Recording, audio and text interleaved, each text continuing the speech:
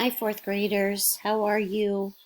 I miss you all so very much. It was nice to see some of you are here, I should say. Quite a few of you on our go-to meetings this week. At the end of today's lesson, I'm going to show you another option for a way for us to keep up our communication while we can't see each other face to face. So this is me giving you all air hugs, saying hello, saying how much I miss and love you. And let's get into our lesson today, shall we? So this is Love That Dog, Unit 2, Lesson 3, Part A. Thank you to those of you that celebrated National Poetry Month with last week's lesson. You did a great job reviewing the poems that Jack and Miss Stretchberry have been doing in their classroom in Love That Dog.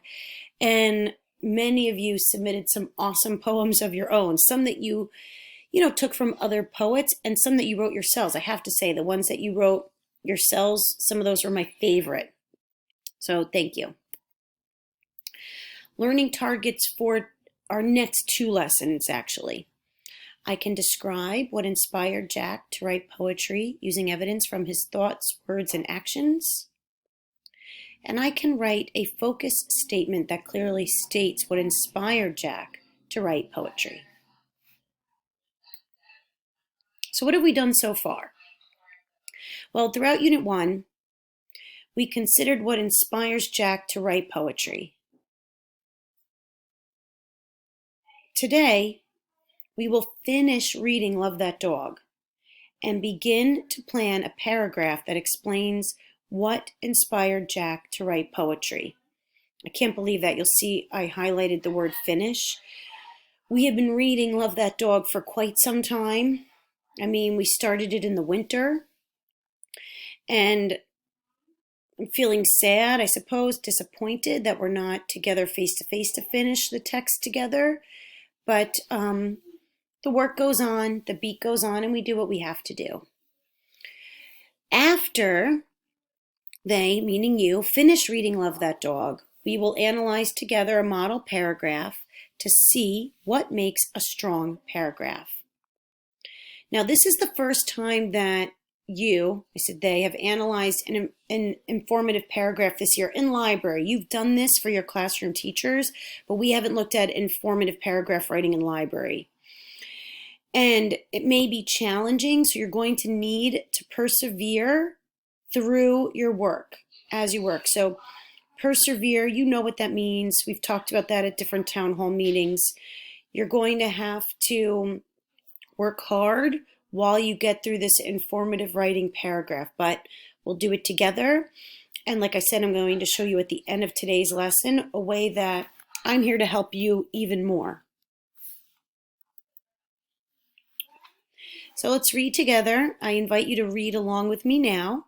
And when we come back, we will look at the gist for chunks of different pages. So I'm going to toggle over to our text, Love That Dog, now. And I cannot believe we're going to finish it. So this is where we left off 2 weeks ago, because last week we didn't actually do any reading. Last week, may I remind you, we did the National Poetry Month.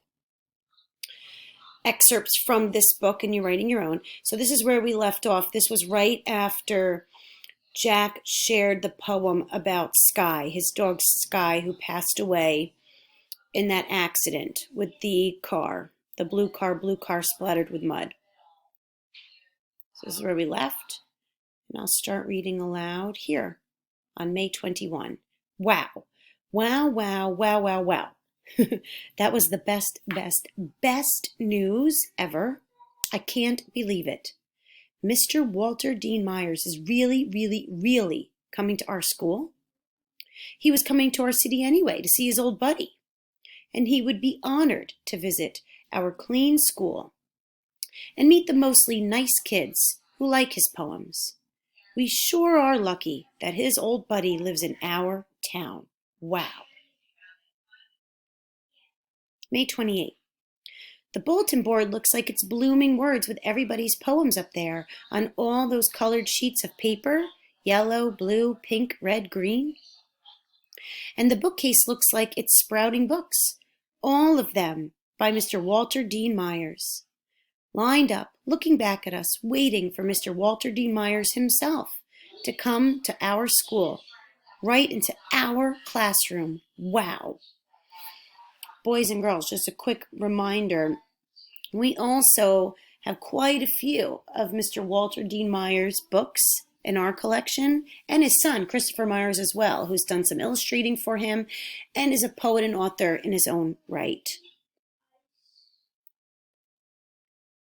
May 29. I can't wait. I can't sleep.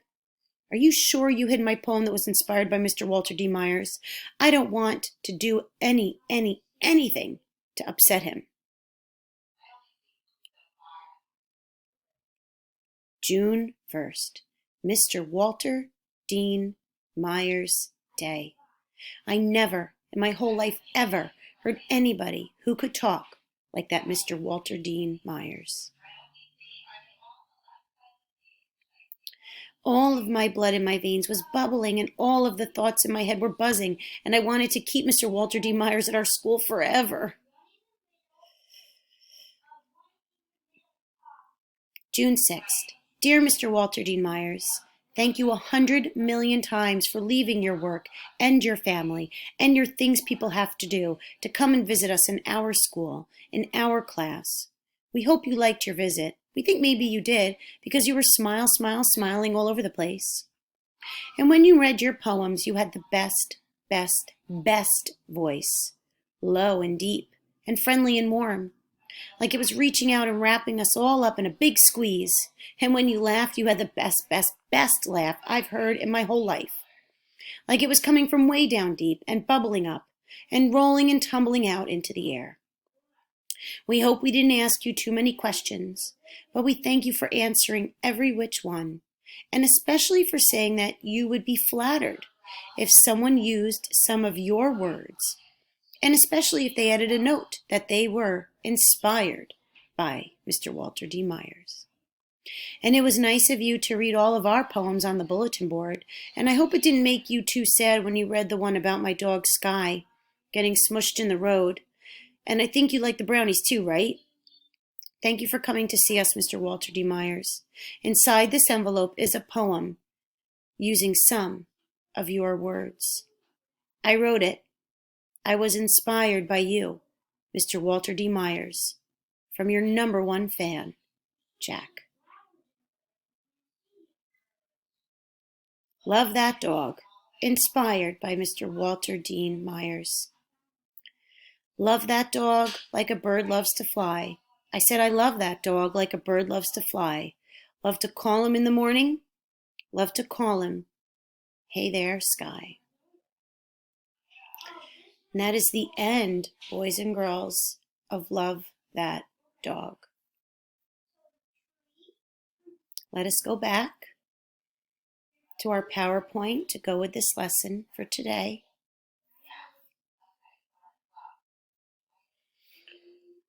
I hope you enjoyed the book as much as I did.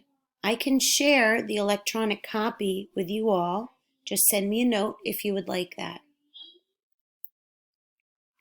So the gist. Now I did chunk pages together because I thought it might be helpful moving forward when we do some of our model paragraph analyzing and writing. So page 74, Jack puts his name on his displayed My Sky. Page 75 to 76, he finds out Mr. Walter Dean Myers is coming to visit his school. The next 2 pages, Jack and his classmates are writing lots of poems and reading lots of books to prepare for Mr. Walter Dean Myers' visit.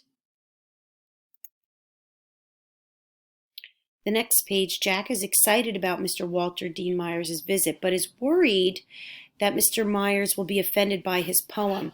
So I said that there about the gist because it goes back to his concern about plagiarism. I don't know if you remember when we talked a little bit about that. He was worried that Walter Dean Myers might think he was copying some of his words.